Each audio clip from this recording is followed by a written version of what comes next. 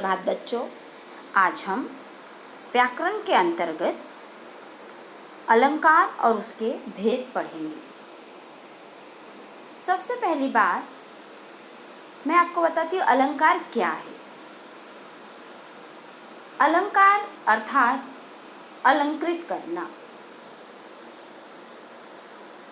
जिस प्रकार हम लोग अपने को गहनों से, आभूषणों से सुंदर दिखते हैं, अपने को अलंकृत करते हैं सुंदर दिखने के लिए, उसी प्रकार काव्य की भाषा को शब्दार्थ से सुसज्जित कर उसे अधिक सुंदर बनाने वाले चमत्कारपूर्ण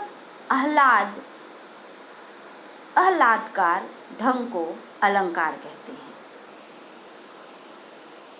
अर्थात जब कविता को सुंदर बनाने के लिए अच्छे अच्छे शब्दों का प्रयोग किया जाता है, उसे ही हम अलंकार कहते हैं। देखिए यहाँ पर अलंकार और उसके भेद। यहाँ पर हम लोग दो प्रकार के अलंकारों के बारे में पढ़ेंगे। पहला है शब्दालंकार और दूसरा है अर्थालंकार। अब देखिए शब्दालंकार क्या होता है। जब शब्द में किसी विशेष,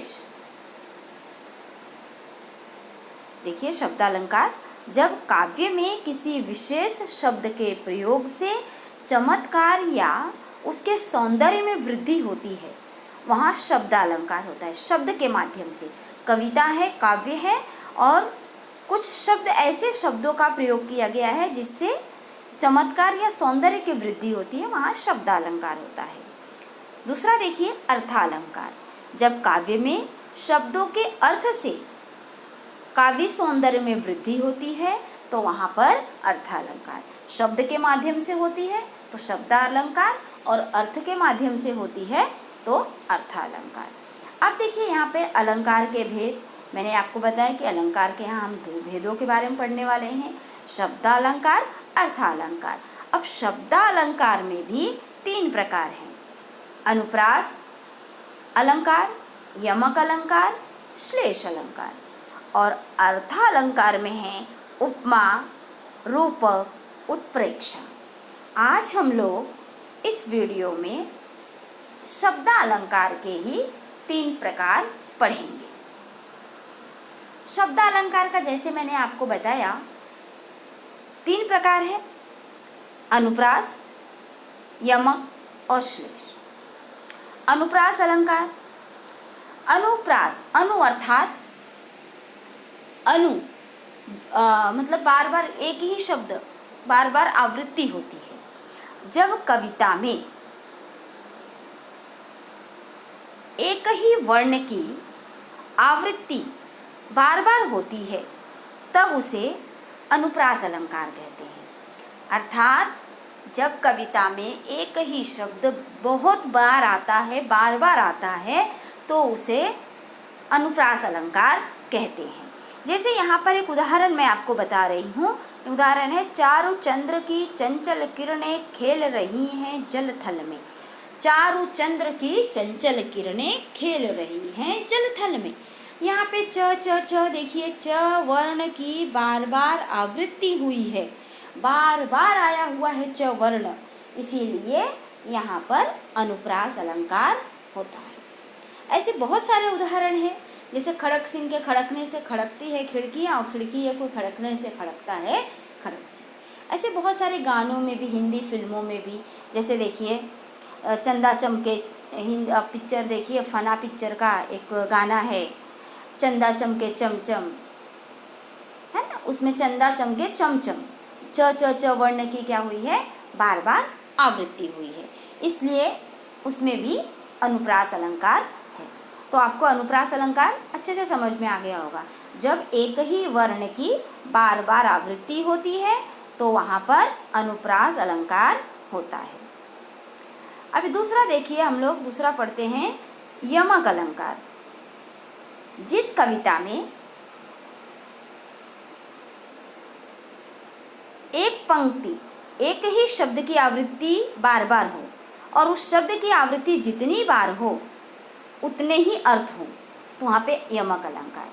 कविता में एक ही शब्द आएगा, लेकिन वो शब्द बार बार आएगा, लेकिन उस शब्द का अर्थ अलग अलग होगा, तो वहाँ पर यमक अलंकार होता है। जैसे आप देखिए, यहाँ पर एक उदाहरण है, कनक कनकते 100 गुनी मादकता अधिकाय, वा खाए बौराय नर, वही पाए बौराय। कनक, यहाँ पर देखिए कनक कनक शब्द है,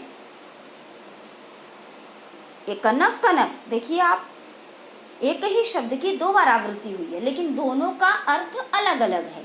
यहाँ पर एक कनक का अर्थ है सोना और दूसरे कनक का अर्थ है धतूरा।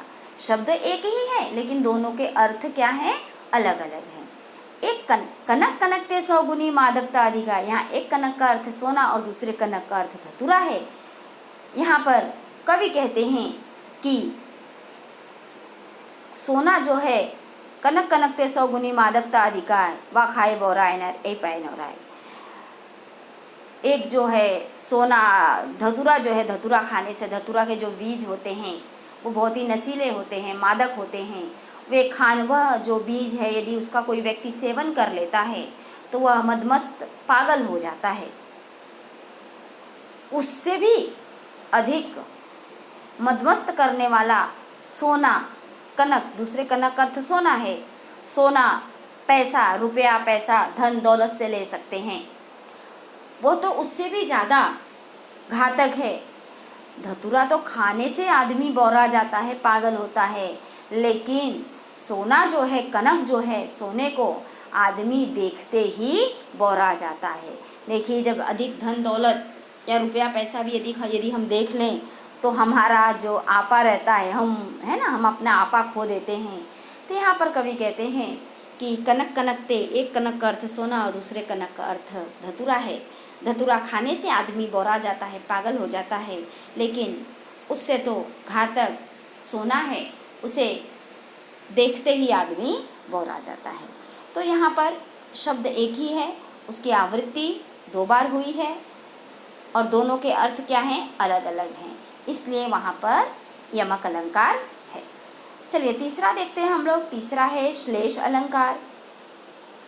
जहाँ एक ही शब्द का एक से अधिक अर्थ निकलता है वहाँ श्लेष अर्थात होता है चिपका हुआ, छिपा हुआ।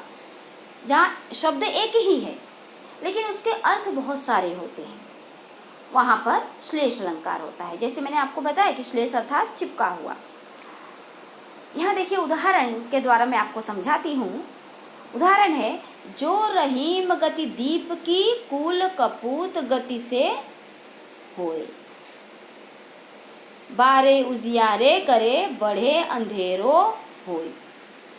इस उदाहरण के बारे में, यह जो उदाहरण है इसमें बारे का अर्थ, एक बार बारे का अर्थ जलाने से और दूसरे का अर्थ बचपन से है, तथा बढ़े का अर्थ बुझने पर और दूसरा बड़े होने पर है। यहाँ एक ही शब्द के अनेक अर्थ हैं, अतः यहाँ पर श्लेष अलंकार है। अर्थात एक ही शब्द में बहुत सारे अर्थ छिपे हुए हैं, तो वहाँ पर श्लेष अलंकार है। बस इसमें हम लोग इतना ही करेंगे। हम लोगों ने आज शब्दालंकार के तीनों प्रकार, अनुप्रास, यमक और श्लेष, ये तीनों किए। इसके बाद वाले वीडियो में मैं आपको अर्थ अलंकार के तीनों प्रकार उदाहरण सहित स्पष्ट करके बताऊंगी। धन्यवाद।